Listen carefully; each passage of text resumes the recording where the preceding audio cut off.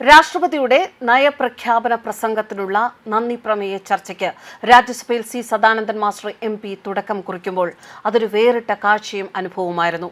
CPM ആക്രമണത്തിൽ നഷ്ടപ്പെട്ട സ്വന്തം കാലുകൾക്ക് പകരം താൻ ഉപയോഗിക്കുന്ന വെപ്പ് കാലുകൾ മേശപ്പുറത്ത് വെച്ചായിരുന്നു അദ്ദേഹം തന്റെ മറുപടി പ്രസംഗത്തിന് തുടക്കം കുറിച്ചത്. സുരക്ഷ, അടിസ്ഥാന സൗകര്യ വികസനം, സാമൂഹിക നീതിയും ഉറപ്പാക്കി ഭാരതത്തിന്റെ യാത്രയുടെ ആത്മവിശ്വാസമായിരുന്നു രാഷ്ട്രപതിയുടെ പ്രസംഗമെന്ന് സദാനന്ദൻ മാസ്റ്റർ ചൂണ്ടിക്കാട്ടി. 2047 വികസിത ഭാരതം പടുത്തുയർത്താനുള്ള ശക്തമായ ചുവടുവയ്പ്പാണ് ഈ കാലഘട്ടത്തിൽ നടത്തുന്നതെന്നും അദ്ദേഹം പറഞ്ഞു. പരമപവിത്രമതാമി മണ്ണിൽ ഗണഗീതം അദ്ദേഹം പ്രസംഗത്തിനിടെ രാജ്യസഭയെ പരാമർശിച്ചു. CPM ആക്രമണത്തിൽ നഷ്ടപ്പെട്ട കാലിന് പകരമുള്ള കൃത്രിമ കാൽ മേശപ്പുറത്ത് വെച്ചായിരുന്നു അദ്ദേഹത്തിന്റെ പ്രസംഗം. വെപ്പുകാലുകളെ ചൂണ്ടി ഇതാണ് തന്റെ ഇപ്പോഴത്തെ കാലുകളെന്ന് അദ്ദേഹം പറഞ്ഞു. തനിക്കും ഉറപ്പുള്ള 2 കാലുകൾ ഉണ്ടായിരുന്നു, പക്ഷേ ഇപ്പോൾ ഉപയോഗിക്കുന്നത് വെപ്പുകാലുകളാണ്.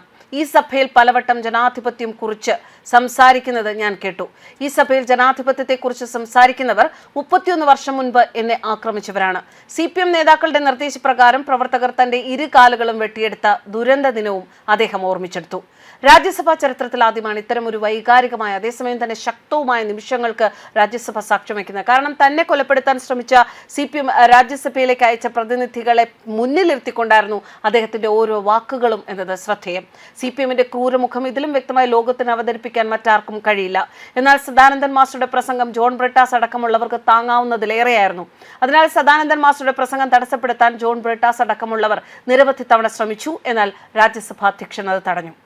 ഹൈസ്കൂൾ വിദ്യാഭ്യാസത്തിന് ശേഷമാണ് സദാനന്ദൻ മാസ്റ്റർ സംഘിന്റെ സാമൂഹ്യ പ്രവർത്തനങ്ങളിൽ സജീവമായി പങ്കെടുത്തു തുടങ്ങുന്നത്.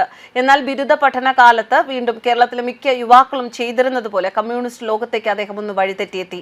പക്ഷെ ആ സമയത്ത് നമ്മുടെ നാടിന് ചേർന്നത് RSSന്റെ സാംസ്കാരിക ദേശീയതയാണ് എന്ന തോന്നലുണ്ടായിരുന്നു എന്ന് അദ്ദേഹം ഓർമ്മിക്കുന്നു. എന്തായിരിക്കണം സമൂഹം എന്ന മാർക്സിസ്റ്റ് കാഴ്ചപ്പാടിനേക്കാൾ മനസ്സിൽ ഉറച്ചിരുന്നത് ആ ചിന്തയാണ്.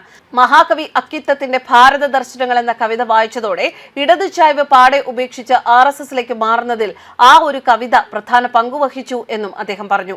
ഒരു ഇടതുപക്ഷ കുടുംബത്തിൽ നിന്നും വരുന്നയാൾ എന്ന ലേബൽ ഉള്ളപ്പോൾ തന്നെ, അതായത് റിട്ടയർഡ് അധ്യാപകനായ എന്റെ അച്ഛൻ കുഞ്ഞിരാമൻ നമ്പ്യാർ ഒരു ഇടതുപക്ഷ അനുഭാവിയും ജ്യേഷ്ഠ സഹോദരൻ ഒരു CPIM പ്രവർത്തകനുമായിരുന്നു. 1948 RSS കണ്ണൂർ ജില്ലയിൽ പ്രവർത്തനം ആരംഭിച്ചത്. സഖാവ് പിണറായി വിജയൻ കൂടി പ്രതിയായ വാടിക്കൽ രാമകൃഷ്ണനാണ് സംഘിന്റെ ആദ്യ ബലിദാനി. 1967 അത്. പക്ഷെ അതൊന്നും അദ്ദേഹം മറന്നിട്ടില്ല എന്ന ഓർമ്മപ്പെടുത്തൽ കൂടിയായിരുന്നു ഇന്നത്തെ അദ്ദേഹത്തിന്റെ മറുപടി പ്രസംഗം. അത് പലരെയും അലോസരപ്പെടുത്തുകയും ചെയ്തു. അവിടെയായിരുന്നു അദ്ദേഹത്തിന്റെ ആ വേദന എത്രമാത്രം തീവ്രമാണ് എന്നത് ഒരിക്കൽ കൂടി വ്യക്തമാകുന്നത്. News desk കർമാനസ്.